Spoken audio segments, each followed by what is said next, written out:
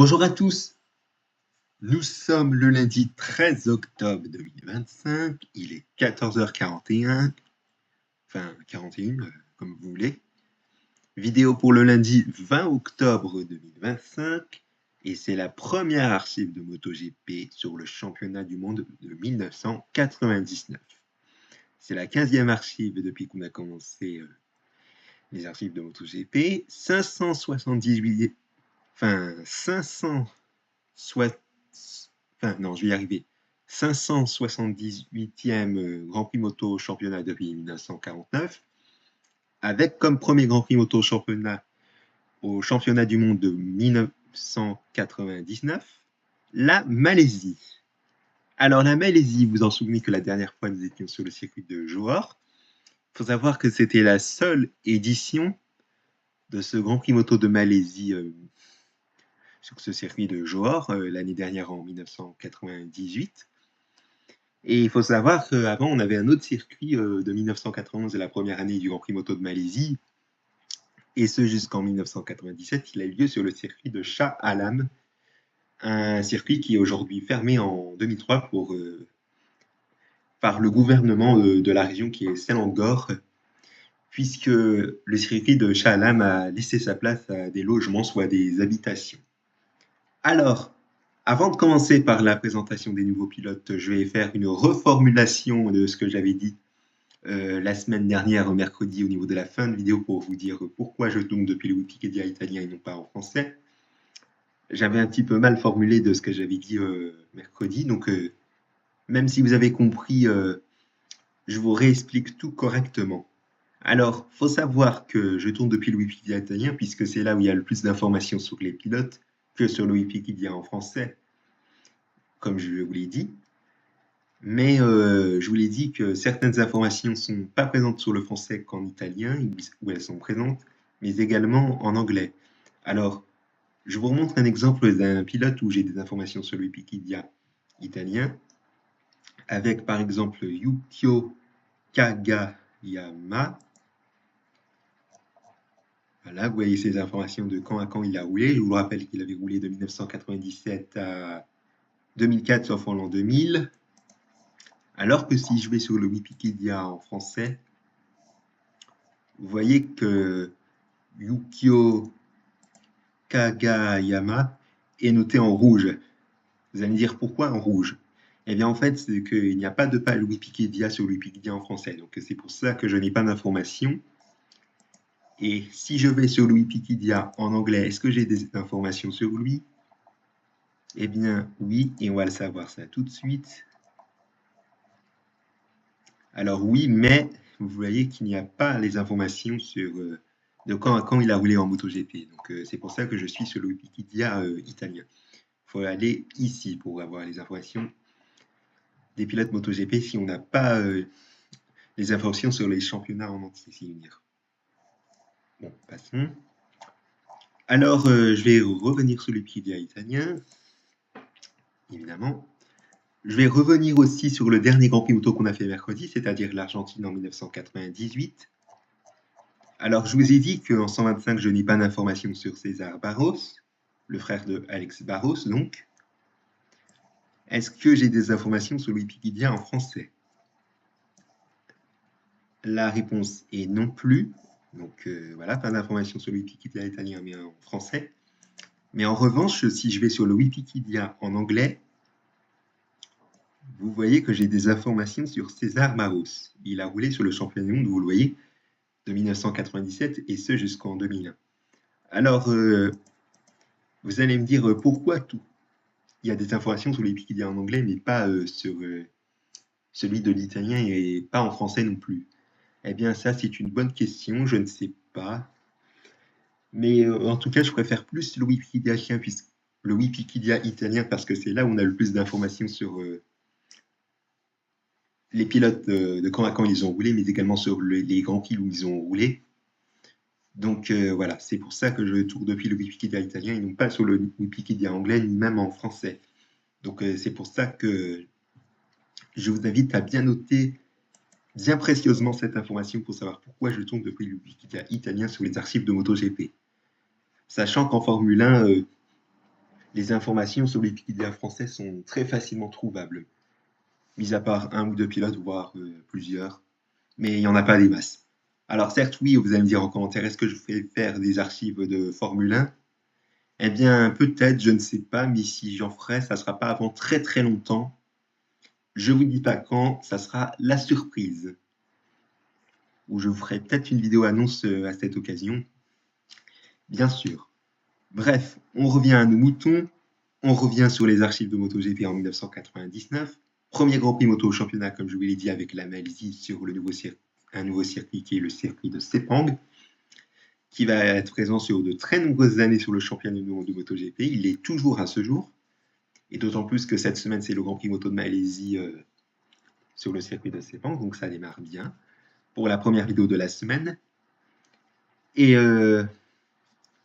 les dates ont eu lieu du vendredi 16 avril 1999 au dimanche 18 avril 1999.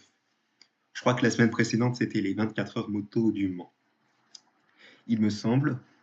Et d'autant plus que les courses du dimanche ont lieu 2 jours avant la naissance d'El Diablo. Vous le reconnaissez certainement, c'est Fabio Quartararo. Excusez-moi si vous avez entendu mon petit oui, c'est juste que j'avais un petit truc qui me grattait la tête.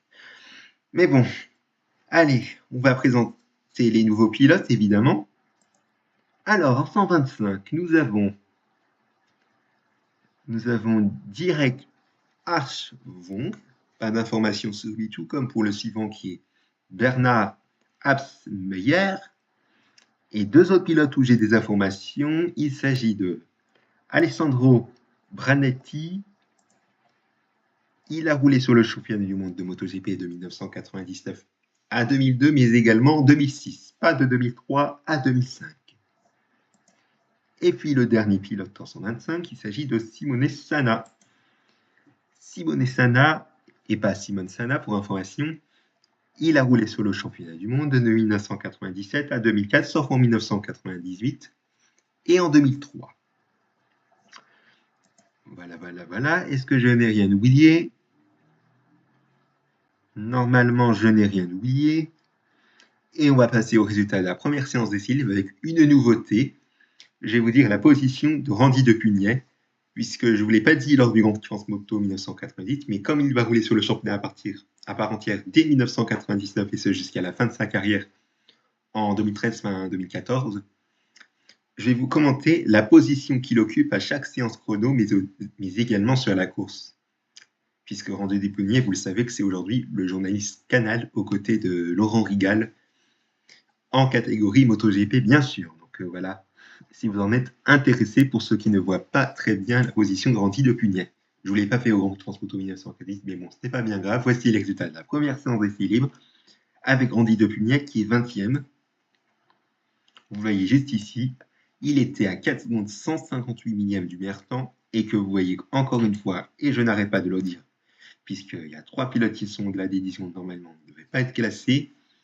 C'est Pablo Nieto, Dirk Hartwig, Magilei, c'est ça? Oui, Magilei Maganathan, qui ne devait pas être classé, surtout le dernier qui est à peu plus de 18 secondes du meilleur temps. Mais bon, ils ne devaient pas être classés s'ils sont au-delà des 10 secondes, puisqu'il faut être 107% plus rapide. Alors certes, oui, vous allez me dire pourquoi, je n'arrête pas de le dire, mais si vous regardez mes vidéos depuis votre téléphone portable et que vous avez du mal à le voir, eh ben, je le dis quand même. Donc voilà, veuillez noter cette information là aussi. Mais bon, entre des trêves de blabla, je vous laisse regarder les résultats de la première séance d'essai libre en faisant pause.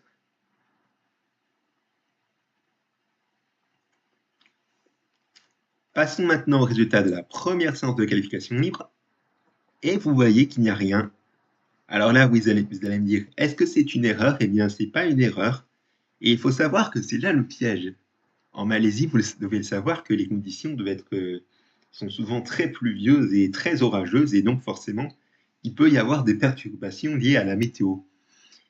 Et ouais, hein, parce qu'on peut avoir des séances supprimées, interrompues pendant plusieurs minutes, etc. Mais en tout cas, voilà, vous le voyez qu'à l'écran, il n'y a pas de première séance de qualification libre pour ce premier Grand Prix moto du championnat du monde de l'année 1999 qui est la Malaisie.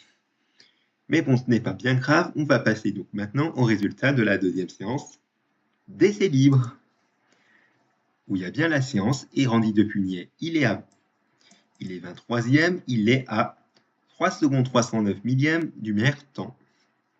Tandis que le dernier qui est Magilay Maganathan, encore une fois au-delà des 10 secondes du meilleur temps qui ne doit pas être classé, puisqu'il est au-delà des 107% du meilleur temps.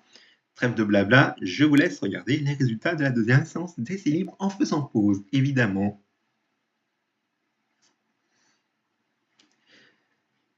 Voici maintenant les résultats de la deuxième séance de qualification libre. Voilà, pas de chrono pour Marco Melandri, malheureusement. Peut-être une chute au cours de la deuxième séance d'essais libres auquel il s'est blessé, et Magilay Maganathan, encore une fois, au-delà des 10 secondes du meilleur temps, qui ne doit pas être classé au-delà des 107% du meilleur temps, et Randy Depugnet, c'est le pilote qui a fait peu de tours, Randy Depugnet, vous voyez, il a fait 6 tours, 25e avant-dernier, à 9 secondes de 485 millièmes. C'est vraiment pas de chance pour le français. Mais bon, trêve de blabla, évidemment que vous pouvez faire pause. On va passer au résultat du warm-up, avec Magilay Maganathan qui est quand même easy pour la course, il me semble, malgré le fait qu'il ait fait des chronos au-delà des 10 secondes du meilleur temps lors des séances chrono. Pas de chrono toujours pour Marco Melandri, donc on ne le verra sans doute pas pour la course, mais Randy Depugnet, il est 19e, vous le voyez. À près de 4 secondes du meilleur temps, à 3 secondes 979 millièmes du meilleur temps. Ouais, je vais essayer de le sélectionner pour que vous voyez bien, mais j'y arrive pas. Veuillez demander excusez pour la gêne occasionnée. Voilà. Vous l'avez vu. Je vous laisse regarder les résultats du warm-up.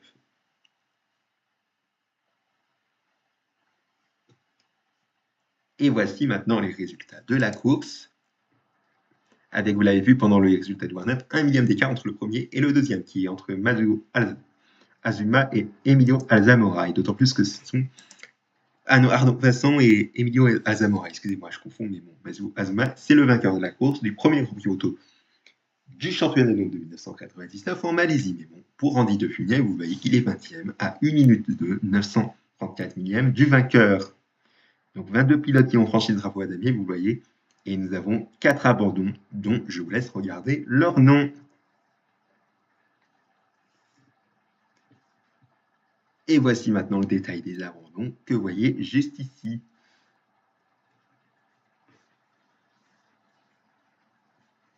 Voilà, et vous voyez qu'il y a un fait assez étonnant, vous voyez qu'il y a OK en minus comme ça, pour les abandons de Arnaud Vincent, enfin les chutes de Arnaud Vincent, Nuguru Ueda et Frédéric Petit, alors que le OK, c'est OK en majuscule pour Steve Jenkins, et qui a une sacrée différence, je vous l'accorde.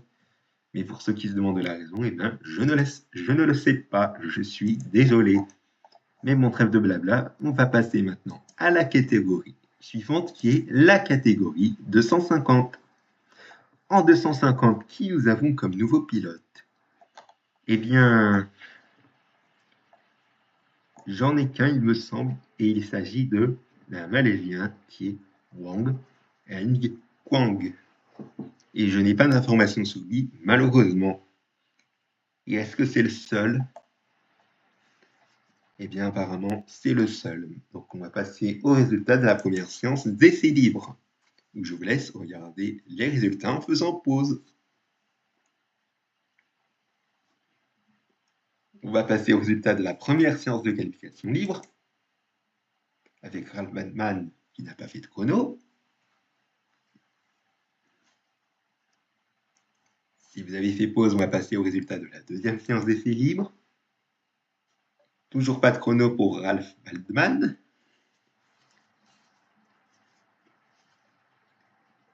Résultat de la deuxième séance de qualification libre, avec toujours pas de chrono pour Ralph Batman, qui s'est probablement blessé au cours de la première séance d'essais libres, et pas de chrono non plus pour ce qui est des deux pilotes Risla Honda qui sont Maurice Bollwerk et Jarno Janssen. Et notez que Jeremy McWilliams, il a fait seulement son chrono au deuxième tour, alors qu'il n'en a fait que 11 tours, ce qui peut paraître étonnant.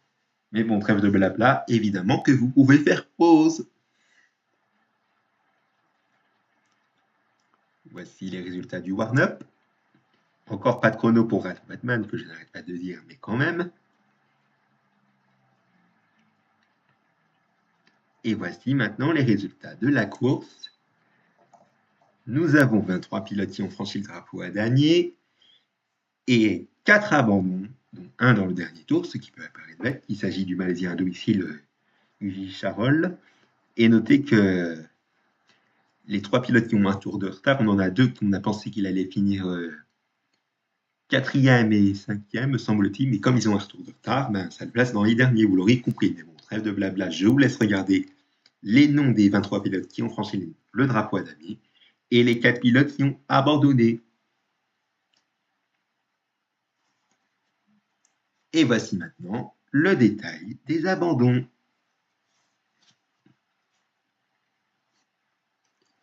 Voilà, il n'y a vraiment pas de chance pour lui, Charles Boulay, s'il avait chuté dans le dernier tour. Il était assez loin sur la grille, ce qui peut être justifié. Mais bon, si vous avez regardé le détail des abandons, que j'espère que vous l'avez fait, on va terminer par la catégorie 500 avant de se quitter, évidemment, avec en catégorie 500 des nouveaux pilotes, évidemment.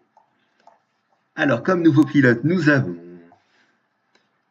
John Allen, pas d'informations sur lui, mais pour les autres, j'ai des informations sur eux. McHale d'abord, McHale, un Américain, qui a roulé sur le championnat de MotoGP uniquement en 1997, avec une interruption à prévoir entre le Mugello et le Sachsenring, c'est-à-dire entre l'Italie et l'Allemagne, vous l'auriez compris. Et le deuxième pilote que j'avais failli dire, mais que c'est un petit peu l'inverse, il s'agit de Michael ou Michael Rutter. Je ne sais pas comment on prononce, mais bon, ce n'est pas grave. Il a roulé sur le championnat de MotoGP en 1999 uniquement. Et vous voyez que ces résultats, c'est vraiment catastrophique, que des abandons. Il y aura un Grand Prix où il va marquer des points et ça sera seulement à son Grand Prix à domicile. Mais ça, nous aurons bien sûr l'occasion d'en reparler. Est-ce que je n'ai rien oublié pour la présentation des pilotes de la catégorie 500? Je n'ai rien oublié normalement.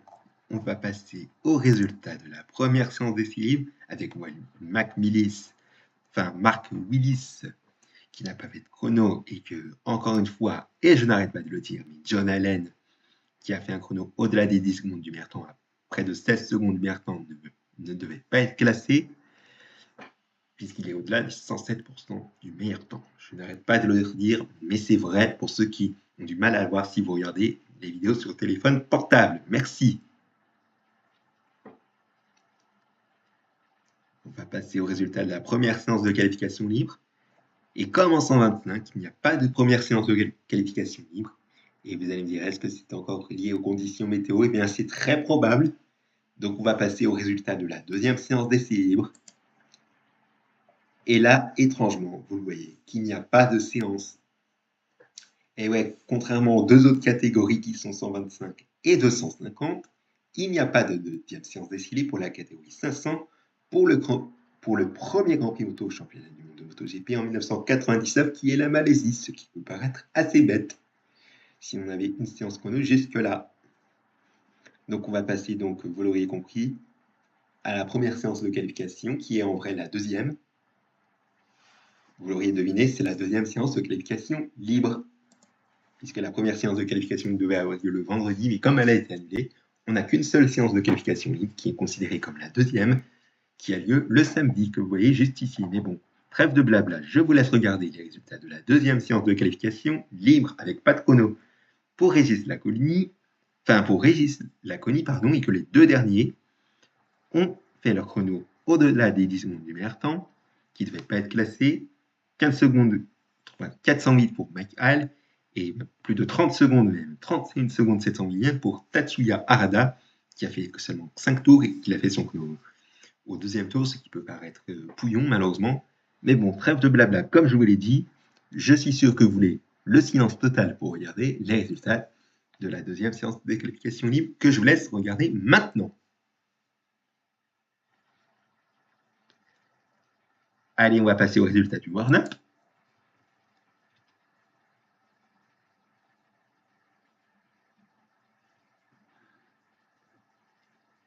Et on va passer au résultat de la course. Et vous l'avez vu que Régis Laconi, qui n'a pas fait de chrono au cours de la la deuxième séance de qualification, il a quand même fait un chrono, donc il va quand même être présent pour la course. Mais il y avait deux pilotes pas être présents sur la course. Vous l'avez vu que c'est les deux Australiens, il me semble que je vous en ai parlé. Sans compter Mike Dwan, il s'agit de, je vous les remonte, que j'avais oublié leur nom, donc ils m'ont excusé pour la tétisation. John Allen et Mark Willis. Ils avaient fait des chronos plus tôt, mais malheureusement pas présents pour la course. Peut-être blessés, mais c'est à voir en tout cas. En tout cas, pour la course, cet instant du Grand Prix Moto de Malaisie 1999, on a 18 pilotes qui ont franchi le drapeau à damier et tous les autres ont abandonné, où ils sont seulement 2, 4, 6 et 7 à abandonner, où je vous laisse regarder le nom des pilotes qui ont franchi le drapeau à damier et les autres qui ont abandonné en faisant pause. Et voici le détail des abandons.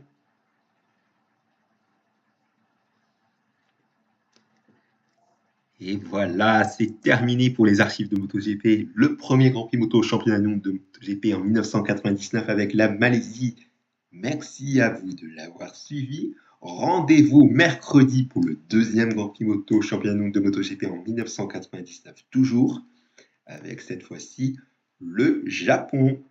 Et attention, s'il était à Suzuka jusque-là, il aura lieu exceptionnellement à Motegi, le circuit qui est toujours à ce jour depuis 2004, puisque de l'an 2000 à 2003, il y aura lieu un Grand Prix moto du Japon qui va revenir à Suzuka, mais il y aura quand même une deuxième édition sur un autre nom, mais qui aura lieu sur le circuit de Motegi. Mais ça, nous aurons l'occasion d'en reparler. En attendant, je vous souhaite à toutes et à tous une excellente journée sur ma chaîne YouTube et je vous remercie pour votre attention.